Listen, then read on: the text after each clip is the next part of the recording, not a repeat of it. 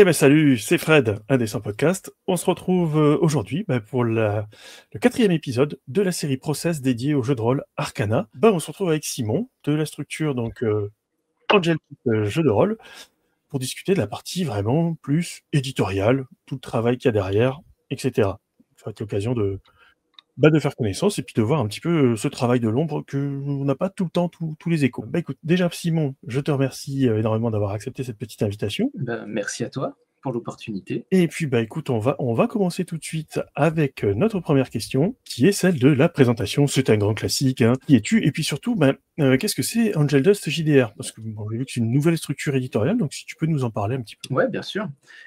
Écoute, Angel Dust JDR, à la base, c'est le label d'auto-édition sous lequel Manon et moi, donc mon épouse et moi, on a commencé à écrire et auto-éditer nos jeux de rôle, en fait. On a commencé en 2016-2017, un truc comme ça, à s'auto-publier, en fait, à publier nos propres jeux. Et petit à petit, on a pris un peu d'expérience dans tout le process. Et l'année dernière, on a décidé de se monter du coup en structure éditoriale pour pouvoir éditer les copains. Et donc l'année dernière, on a édité Magie de Minuit, qui est le premier jeu pas de nous, qui a été édité sous vraiment cette structure. Je mets plein de guillemets autour de structure, parce que c'est Manon et moi, quoi. Voilà. Et voilà, ce chemin faisant, on en est là aujourd'hui pour Arcana, quoi. Et du coup, les jeux que vous avez publiés, je crois que de mémoire, il y avait Héros d'Argile. Hein. Ouais, il y a Héros d'Argile. On a Terre de Sang, notre premier jeu. Il y a eu Damné. Et voilà, et ensuite plein de petits jeux sur Itch. On a publié aussi un jeu suédois, la traduction d'un jeu suédois qui s'appelle Toi qui comme un coup de couteau dans mon cœur plaintif et entré. Ah oui, un petit titre. Qui est un jeu de vampire de Simon Peterson. Et voilà, quoi, tu vois, plein de petits trucs jusqu'à ça, Arcana qui est le gros truc, le truc le plus gros, je pense qu'on a à date. Là. Oui, parce que j'avais suivi déjà la proposition, enfin, pas que moi, hein, bien évidemment, toute l'équipe, on avait suivi l'aventure Héros d'Argile, qui était super intéressante sur la thématique des super-héros, pour voir un petit peu la vie quotidienne des super-héros, donc qui était très intéressante, et puis que vous avez réédité, vous, au sein de votre structure. Hein, si ouais, tu peux dire que c'est une aventure, effectivement. Il y a eu des rebondissements. Voilà. Mais ouais, du coup, maintenant, l'édition Renaissance, en tout cas, elle est chez nous. Oui, qui correspond bien plus à ce que vous souhaitiez, de ce que j'ai compris. Exactement, ouais, voilà. Tout à fait. On n'en dira pas plus. Ce qu'on peut dire quand même, c'est que cette expérience-là fait partie des raisons pour lesquelles on a eu aussi envie de se lancer. Voilà. C'est pas la seule raison, mais ça a joué dans la balance, quoi. Et du coup, hein, ça nous permet d'embrayer sur une question supplémentaire. C'est tout simplement pourquoi éditer Arcana le jeu de rôle? Parce que, comme on le disait, hein, on vous renvoie vers les précédentes émissions. On avait discuté avec les autrices déjà depuis 4 ans, 5 ans. Hein. Le temps passe vite, il file un peu. Je sais qu'à l'époque, elles hésitaient au tout début, 2020-2021, elles hésitaient entre auto-édition, essayer de trouver un éditeur, etc. Donc, pourquoi toi, du coup, tu t'es dit, tiens, ouais, je vais éditer ce jeu-là? Enfin, toi et Manon, pardon. Évidemment. Alors, je pense que déjà, la première réponse et la plus simple et la plus triviale, c'est que Ambre est une copine, voilà. Oui, ça aide. Ça aide. Mais au-delà de ça, effectivement, on pourrait se dire qu'on ne nous attend pas sur des jeux comme Arcana, qui est un gros jeu un peu tradi et tout, alors que nous, on est plutôt on était plutôt jusque-là dans du narratif, très light, etc. Mais je trouve que Arcana apporte des thèmes qu'on voit assez peu dans le jeu de rôle un peu plus traditionnel, apporte une esthétique qu'on voit assez peu et toute une démarche artistique qui, je pense, mérite d'avoir un traitement alternatif, quoi. Je pense que en tout cas, en tant que un peu, comment je pourrais dire, spectateur, ça m'aurait embêté que le jeu Arcana ressemble trop aux jeux qu'on peut trouver sur le commerce aujourd'hui. Ouais, vous avez déjà lancé une proposition qui tranchait. Hein. Voilà. Déjà, la présence des photos, alors vous en verrez apparaître, hein, bien évidemment, dans la vidéo.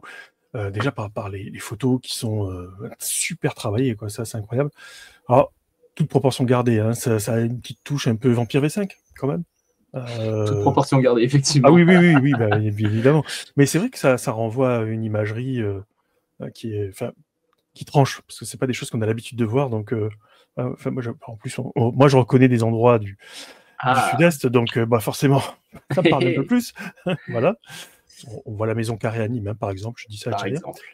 Mais, Ouais, mais oui, il y a l'esthétique, mais il y a aussi tous les thèmes. C'est-à-dire que ce type de jeu, plutôt jeu à secret, ésotérique, ouais. qui vient avec eh bien, je dirais une géopolitique et une manière de voir le monde qui touche un peu notre corde sensible, quoi. Mm. On parle de déterminisme social, on parle de lever le voile sur les vérités du monde, etc. Enfin, tu vois, il y a tout plein de thèmes qui nous parlent, et voilà, quoi, tout simplement. Et t'avais pu y jouer, toi, directement? Enfin, vous aviez pu le tester ou pas du tout? Oui, bah, Juste, ouais. on l'édite, évidemment, Ah, j'ai envie de des dire. fois. Ah ouais, C'est ah pour ça bah que je quand préfère même. poser. Ah oui, quand même. Non, non, évidemment qu'on y a joué. On y a joué, on a fait une campagne même, qui est la campagne officielle qui est présente dans le livre. Et on a, enfin voilà, je pense que ça fera écho à des questions un peu plus tard, mais on a quand même pas mal été dans le processus de création, Mm. d'édition de textes, etc. Donc voilà quoi. Enfin, comment je pourrais dire ça, c'est un jeu sur lequel on rechigne pas d'y jouer, quoi. Enfin, c'est une évidence. Mm. Oui, c'est au-delà du fait que vous connaissiez vous avez trouvé le jeu bon et Oui. envie de l'éditer, quoi. Voilà. Ouais, ouais, ouais, C'est ouais, de tout à revenir fait. Oui, sur oui. la partie pro, quoi. Oui, oui, oui, tout à fait, ouais, ouais. Je pense que le jeu a plein d'interstices dans lequel on peut vraiment se faire plaisir en tant qu'adepte du jeu narratif, je dirais. Mm. Parce qu'effectivement, à première vue, tu pourrais dire, bon, enfin, ceux qui nous connaissent pourraient dire, bah voilà, votre profil correspond pas, machin et tout. Alors que, en fait, c'est un jeu où tu tisses des liens avec plein de PNJ. Il y a 2 bacs à sable dans le bouquin, donc tu vas aller explorer les bacs à sable. C'est des bacs à sable sociaux. Mm. Tu vois, tu fais plein de scènes du quotidien, plein de scènes intimes, etc. Et effectivement, il y a un vernis un peu plus tradit dessus, qui met en valeur des moments un peu plus d'aventure, un peu plus épique. Et voilà, quoi. Moi, je trouvais le jeu très très bien. Ok, bah écoute, ça donne envie, mais alors, tu m'as tendu la perche, donc ça va être l'occasion d'aller discuter de la partie vraiment, donc vraiment le côté professionnel de la structure éditoriale, à savoir donc la phase éditoriale elle-même, qui correspond bah, à tout ce que ça peut sous-entendre, c'est-à-dire la partie texte, qu'on retouche ou pas, la partie relecture, remise en forme, insertion des photos, illustrations, etc. Donc voilà, tout ça, comment ça s'est fait comment ça s'est fait, comment, bah voilà, comment toi et Manon, vous avez mis tout ça en musique? Ouais, Ou alors pas? il y a beaucoup de choses Eh dans, oui. dans tout ça, parce que le travail éditorial, mine de rien, en tout cas nous tel qu'on le conçoit, et Mmh. c'est un truc assez conséquent. Euh, le premier truc, nous, en tant qu'éditeur avec Manon, le premier truc qu'on a fait, c'est poser des questions, aller chercher la petite bête et challenger Ambre sur tous les aspects de son jeu. Donc, souvent, on était là en phase de discussion, en mode, est-ce que c'est vraiment ça que tu veux? Là, tu as fait ce choix-là. Est-ce que tu es sûr de toi? Est-ce Mmh. que tu vois, Qu'est-ce que tu as voulu dire? qu'est-ce que tu as Ouais, voulu voilà. dire à ce moment-là? Mmh. Ça a été aussi notre rôle d'apporter, je pense, un certain nombre de ressources aux autrices, des ressources théoriques, des ressources en tant que voilà, d'autres jeux similaires qu'on connaît, voilà, avec lesquels on voit des liens, etc., de telle sorte à alimenter vraiment les autrices en contenu pour qu'elles puissent raffiner son jeu. Oui. Euh, et Moi, j'appelle ça la notamment, phase élagage, personnellement, mais ouais, à c'est toi ça, de ouais. nous dire. Ouais. Alors, il y a élagage, tu as la notion d'enlever des trucs, alors que là, c'est plutôt, on apporte plein de choses Oui. pour que ça macère, en fait. Et ensuite, tu récupères le distillat, si tu veux, tu vois. Mmh, Il mmh y mh. a, c'est vraiment 2 phases différentes. Tu as vraiment voilà, cette phase où tu dis, ah ouais, là, tu as fait ça comme ça. Est-ce que tu as écouté le podcast de machin qui parle de ça? Qu'est-ce que tu en penses, etc. Donc là, beaucoup de grosses phases de discussion, pour connaître la note d'intention, la vraie note d'intention. Parce Mmh. que tu as toujours un écart entre ce que tu penses Et avoir ce fait qui et c'est ce et ce qui que ce qui et transpire voilà, du et texte ce que qui tu lis. transpire du Tout à jeu. fait. Mmh. Donc beaucoup de discussions pour que ces 2 aspects-là soient synchrones, tout simplement, voilà. Ensuite, une fois qu'on a ça, bah, on a le texte, et donc on travaille le texte. En même temps qu'on travaille alors du coup le texte, c'est remettre c'est pas seulement, remettre les endroits enfin les infos aux bons endroits, c'est Mmh. travailler la forme du texte aussi pour que Et oui. le propos ressorte. Par exemple, l'un des propos de Arcana, c'était avoir une forme un peu poétique, ésotérique, pour soutenir ce côté secret ontologique. Et ben, allez, c'est parti, on retravaille le texte. Je pense que le texte a beaucoup, beaucoup été retravaillé par rapport au premier jet pour aller dans ce sens-là. Mmh. Donc, ça, c'est du ping-pong encore. On fait des propositions, oui, non, peut-être. Nous, on a quand même ce truc de, comme on a été auteur avant, et auteur publie avec une mésaventure d'édition, on va dire, on a quand même à cœur que le produit final soit ce que veut l'autrice, quoi, tout simplement. Mmh. Et du coup, elle a le dernier mot sur quand même beaucoup, beaucoup de choses, notamment le texte, c'est sûr, la maquette, avec les contraintes que ça impose, et le format du livre. Le format du livre et tout ce qu'il y a autour. Là aussi, c'est comment je pourrais dire, c'est une conséquence de tout ce travail autour de comment raffiner le jeu. C'est quelle forme ça va prendre in fine. Quel format, quelle taille, euh, couverture rigide, couverture souple, combien de tomes, etc. Et Chez ouais. qui on chez qui on imprime. Et ça va jusqu'à avec qui on travaille pour faire telle ou telle illustration, avec qui on travaille pour faire les dés, comment on fait les goodies, etc. Tout ça, tout ce processus-là, c'est un truc qui est fait en concertation en fait avec Ambre, parce que pour nous, la forme du jeu, donc euh, la forme du livre, la maquette, faut que ça soutienne le propos. Oui. Arcana, on ne l'aurait pas vu en autre chose que tel qu'on le présente, c'est-à-dire un gros bouquin, couverture cartonnée, etc., avec des dés création, enfin tu vois, tout ce truc-là autour, et ça fait partie de la réflexion depuis quasiment le départ, tu vois. D'accord. Et ça fait combien de temps du coup? Alors, on va essayer de séquencer un petit peu chronologiquement, hein, toute cette partie, déjà relecture, mise en forme, intention, et cetera. Avant qu'on arrive à quelque chose qui soit, fini, ça a pris combien de temps à peu près? Comment vous l'avez Alors, découpé? c'est difficile à dire parce que comme c'est Ambre est une amie et Crystal et tout l'entourage, toute l'équipe sont des amis. En fait, on discute du jeu depuis longtemps. Voilà. On a signé en décembre 2023. Voilà, Mmh. le contrat d'édition. Et du coup, les premiers textes sont arrivés début 2024. On avait Magie de minuit dans les tuyaux jusqu'à à peu près mi-2024. Donc Mmh. voilà. Et donc à partir de juin 2024, on a charbonné, quoi. Donc D'accord. je dirais, on est à 150% depuis un an. Mais avant, il y a eu tout ce travail de D'accord, enfin, tu vois, l'affinage s'est fait avant d'attaquer la partie proprement dite, plus, comment dire? Bah, ce que tu disais, c'est-à-dire de retravail et cetera. Mais la partie affinage s'est faite avant. c'est un truc qui s'est fait au fil des discussions, quoi. Mmh. Après, effectivement, on s'est reposé encore une fois à peu près l'année dernière, tu vois, à peu près à la même période, pour continuer à aller dans ce sens-là. Mais c'est difficile de séquencer parce Ouais. que voilà, c'est des discussions qui viennent aussi, tu vois. Derrière, il y a de la passion pour le jeu de rôle en général, tu vois. Donc du coup, Mmh. quand il y a des gens qui viennent avec leur jeu, nous on a été auteurs, on est un peu on aime beaucoup le game design, les théories de game design, etc. Donc, il y a quelqu'un qui vient avec son jeu, une amie qui vient avec son jeu, et voilà, ça part très très vite en discussion interminable sur les systèmes, les machins, enfin, tu vois. Mmh. J'imagine. Oui, oui. Voilà. Ouais. J'en connais des comme ça dans l'entourage. Dans l'équipe surtout. Donc là, on est sur cette partie donc vraiment de retravail.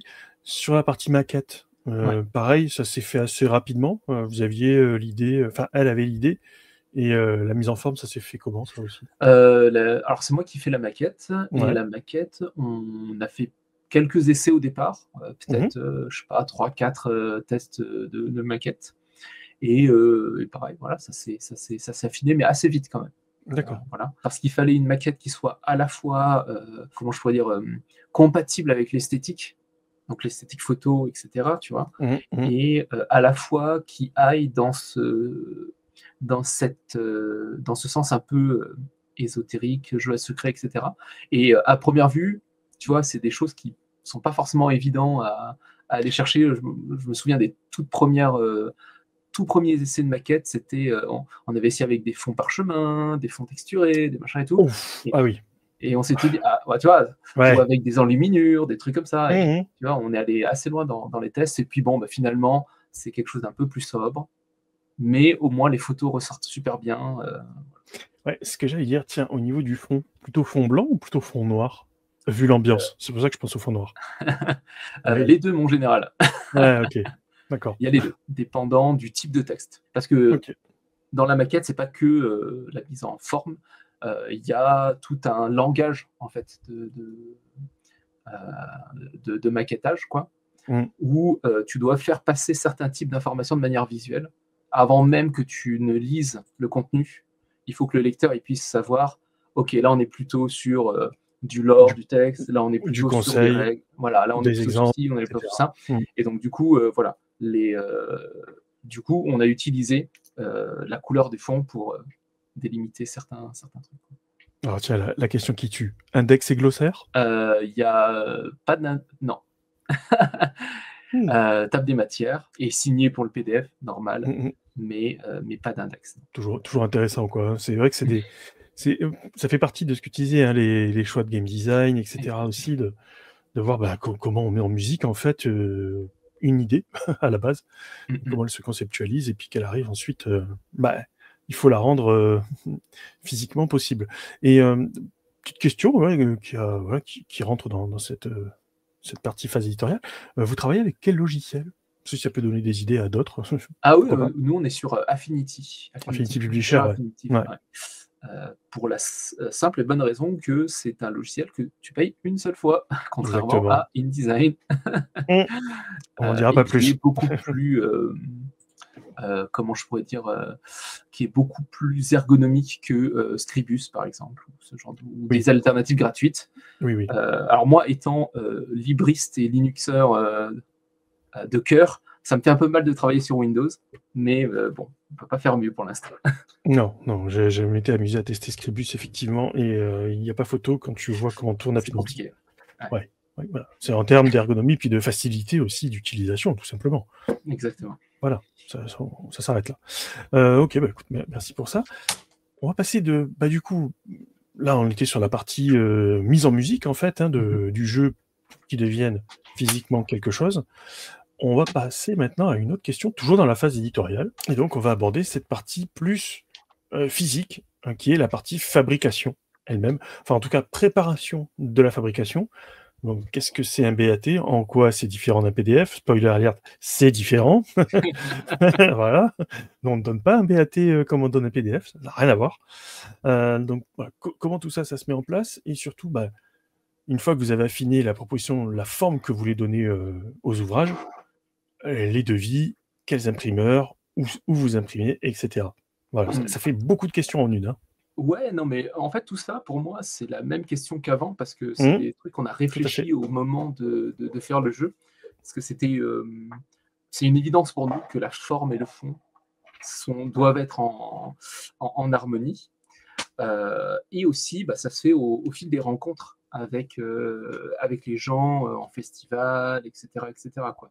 Mmh, Donc par exemple, la personne qui fait les dés, et ben, c'est quelqu'un que Ambre a rencontré en festival, ce avec qu'elle nous avait qui, dit. elle a sympathisé et cetera et donc au moment où on s'est dit: «Bah, voilà, il nous faut des dés», c'était une évidence d'aller voir, cette personne-là. Heu, Ensuite, bah, nous ce qu'on peut dire sur, notre process, pour, la fabrication de l'objet, c'est que, on essaye de faire des choses qui nous ressemblent en termes de valeurs morales, et politiques. Donc on essaye de faire un max en France par des artisans, et avec des produits respectueux de l'environnement. Voilà. On essaye de faire ça un maximum, voilà, autant que Oui, possible. oui, parce qu'on rappellera que l'imprimerie, c'est un des milieux industriels qui bouffe le plus d'eau et d'énergie, hein. Exactement, ouais, ouais. C'est vrai, hein. Exactement, d'autant plus que, on voulait, aussi, mettre dans le jeu, eh bien, des bourses à dés, des dés, des choses comme ça, donc plein de choses qui auraient pu être faites à l'autre bout du monde, Mmh. mais voilà, on a décidé de faire ça en France et de faire ça le plus artisanal possible. Parce que c'est ça qu'on aime aussi dans la fabrication de jeux. Et c'est un peu notre héritage, je dirais, du milieu alternatif, très do it yourself, Mmh tu mh. vois, collage, fanzine et compagnie, tu vois. C'est des choses très fait maison. C'était le cas pour Magie de minuit aussi, hein, les pochettes étaient cousues, sont cousues main par Manon. Mmh. Du coup, là, on rempile pour les objets qui gravitent autour Ah oui, de Arcana. ça vous a tellement plu que vous en remettez une couche à la couture. Euh, Disons que c'est l'alternative la plus raisonnable qu'on ait trouvée. Oui. Oui, oui, ça permet de Voilà. réduire les coûts, ça, on est d'accord, hein. Non, non, non, Non, non, même pas? c'est pas Ah tant, OK. non, pas tant OK. les coûts que non, parce qu'en fait, des bourses à dés que tu vas faire imprimer en Chine, par exemple, Ah oui, ça ça coûte ne rien, coûte ouais. rien du tout. Donc c'est Ouais. pas tant au niveau des coûts qu'au niveau de notre éthique, en fait, Mmh. hein. Est-ce que vous avez envie, quoi, tout simplement? Parce que voilà, on a envie. Donc du coup, on va Mmh. aller chercher, heu, là, je suis sur, la bourse à dés, la piste à dés, donc du coup, on va chercher des tissus, c'est du coton, on le tamponne, chez nous à la main pour avoir l'imprimé avec une encre végétale. Enfin, tu vois, c'est tout un OK. process, tu vois. Ouais. Et ensuite, on les coud. Pour les dés, du coup, on fait appel à Augrimard qui est artisan, qui fait des dés, qui fait des dés magnifiques. J'espère qu'on aura l'occasion d'en montrer parce que moi, je les trouve. Oui. Voilà, Vous les verrez passer pendant qu'on discute, ça va être magnifique. le, j'ai d'autant moins de scrupules que c'est magnifique et c'est pas moi qui l'ai fait, donc je n'ai pas de scrupules à dire que c'est magnifique. Voilà. Et pour l'impression, du coup, pour en revenir à ce que tu disais, Mmh. pour l'impression, du coup, on imprime à côté, à côté de chez nous, du côté de Marseille. Qu'est-ce que j'ai d'autre à dire sur l'impression? Ouais, Non, voilà. le BAT, comment ça se prépare? Donc là, c'est dans Affinity, bien évidemment. Ouais, ouais, ouais, ouais. De mémoire, c'est les codes de couleurs, je crois, qui se mettent, hein, Ouais, sur alors il faut faire le gaffe au haut, hein? code de C'est couleur, ça, hein? il faut faire gaffe à la luminosité et au contraste, parce que Ouais, souvent, les impressions sont plus foncées que ce que tu vois à l'écran. ouais. Faut penser aux marges, au fond perdu, aux caractères spéciaux, enfin, Le dos, la couverture, le le dos, la 4e. couverture, et dépendant du type de PDF que tu as, il faut faire gaffe à la qualité du papier que tu choisis. Mmh. Donc, le grammage, le traitement surfacique. Ensuite, ta couverture, elle peut être laminée ou pas, avec son vernis sélectif, avec son machin, enfin, tu vois, Ouais. plein de choses. Mais non, non, là, maintenant, c'est devenu un jeu avec Manon. On prend un livre, on prend une page et on essaie de deviner le grammage. C'est devenu Ah oui, notre d'accord. petit kiff, mais bon, voilà, tu vois, C'est à force d'être dedans, quoi, à à force fond. d'être dedans. C'est à force d'être dedans. Là, tu vois, à côté de moi, j'ai toujours le nuancier, tu vois, avec, avec les grammages, les machins, Ah oui! pour OK. vérifier que les couleurs passent bien, que la transparence passe bien, que, enfin, tu vois, ce genre de truc. Et En plus, là, on est dedans parce que ouais. donc le jeu, il est prêt, le texte est prêt. Mmh. Là, je suis dans la phase de faire le PDF pour l'imprimeur. Donc, je suis en plein dedans. OK. Je comprends. Et alors en termes de budget, ça représente quoi à peu près environ, si tu veux en parler? Parce Oui, qu'il on faut peut il en faut il parler. faut avancer un petit peu d'argent, j'imagine, pour Ah tout oui, lancer, oui, quoi? on peut en parler. En termes de budget, le projet Arcana en lui-même, il fait quelque chose autour de 12 000 à 13 000 euros, tout compris. Ouais, Voilà. Enfin, tout compris. Pour la fabrication. Tout compris ouais. pour la fabrication. Voilà. Du coup, dedans, je compte pas. Donc, nous, on n'a pas de distributeur, donc comme ça, c'est facile. Et c'est ce qui nous permet de faire des jeux faits en France, faits main et tout, à des prix, je mets raisonnable entre guillemets, parce que ça reste des prix, ça reste relativement onéreux. Mais on C'est le est prix jeu de rôle, dans. quoi. Ouais. Mais voilà. Mais on est dans les prix du marché, voilà, je dirais. Mais pour du fait en France, fait main, machin. Et donc on n'a pas de distributeur. Et puis là-dedans, je compte pas les Rémunération des revenus des auteurs, auteurs et notre etc. revenu. Voilà. Et puis C'est le juste vôtre, le fait de fabriquer le truc, c'est c'est autour de 12 000 à 13 000 €. Sur la page de la prévente, j'ai mis un objectif assez arbitraire autour de 7 000 €. Ça nous permettrait d'être un peu confort pour lancer les impressions de manière un peu confort, tu vois. C'est le prix. Et ouais. Non, mais c'est bien parce que ça permet bah voilà, dans cette émission, c'est ce qu'on veut aussi montrer, hein, que un jeu de rôle, il apparaît pas comme ça avec simplement 2000 €. C'est un petit peu plus compliqué que ça, quand même. Alors ouais, ça dépend des projets, hein. Ça Ça dépend des dépend. projets. Voilà. Ça dépend de ce qu'on veut sortir. Tout à Ça fait. dépend de ce qu'on veut sortir. Celui-là en Ouais. particulier, parce que le livre est gros, parce qu'il y a des goodies autour, machin et tout, voilà. Et on fait pas non plus énormément d'exemplaires. Là, on va le tirer à entre 400 et 500 exemplaires, je pense. Ce qui est pas, tu vois, c'est pas énorme. Donc on bénéficie pas non plus des facteurs d'échelle. Bon, bah écoute, voilà, en tout cas, déjà sur cette partie fabrication, voilà, j'espère que vous en avez appris un petit peu plus sur comment on fabrique un jeu de rôle, hein. Alors là, c'est vrai, comme tu disais, à Arcana, il y a plus de choses autour. C'est ce qu'on disait donc avec les autrices, à savoir que au lieu d'avoir un gros bouquin où il y avait absolument tout dedans, ça a été recentré au fil de vos échanges sur une partie univers où on découvre le jeu, on découvre les règles, on découvre la création de personnages au travers d'un gros bac à sable, hein, avec campagne. Et plus tard la suite, si ça fonctionne, quoi, hein, si j'ai bien compris et cerné le projet. Oui, c'est ça, exactement, ouais.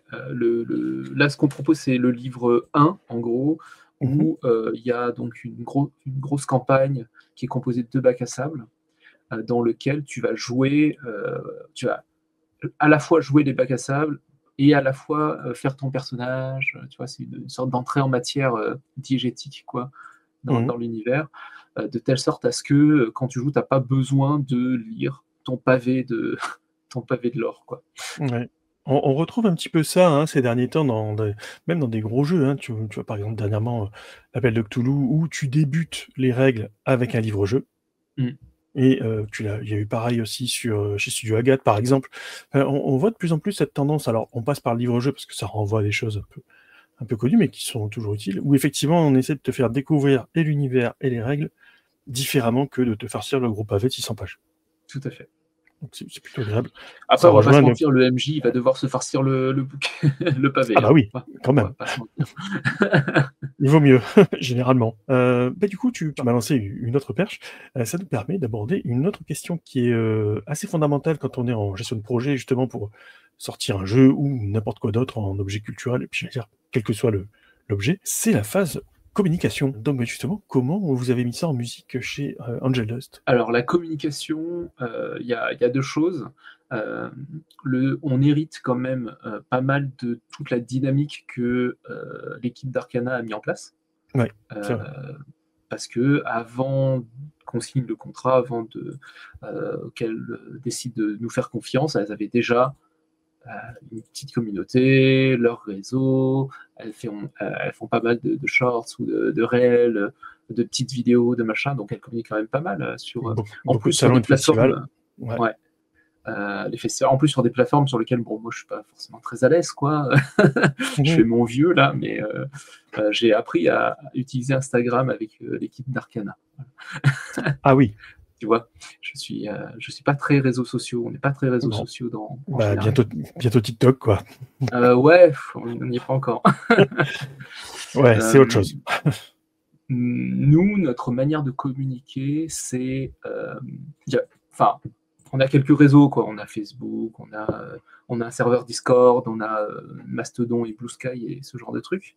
Mm. Mais on compte surtout sur le fait que à chaque fois qu'on communique, on essaye de communiquer avec transparence et sincérité. Et on espère que Mm. ça percole. Voilà. Donc, par exemple, tous les ans, on fait un bilan financier de notre structure. Je mets plein de guillemets autour de structure. Mm.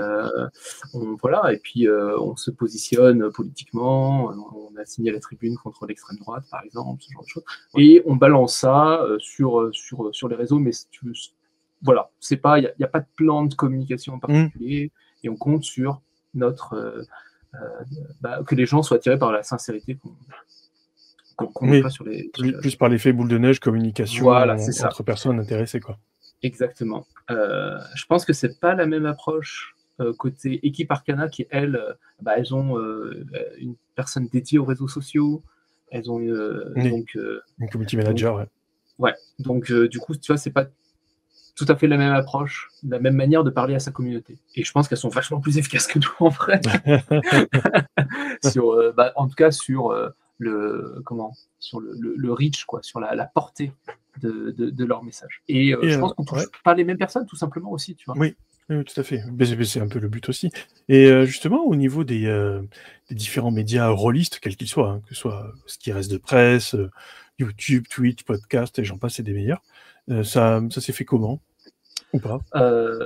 Simplement, avec les contacts, Mmh. que moi j'ai pu avoir, dans, nos expériences passées. J'ai aussi balancé plein de kits de presse à droite à gauche Mmh. et puis, il y en a qui nous ont recontactés, d'autres pas, voilà.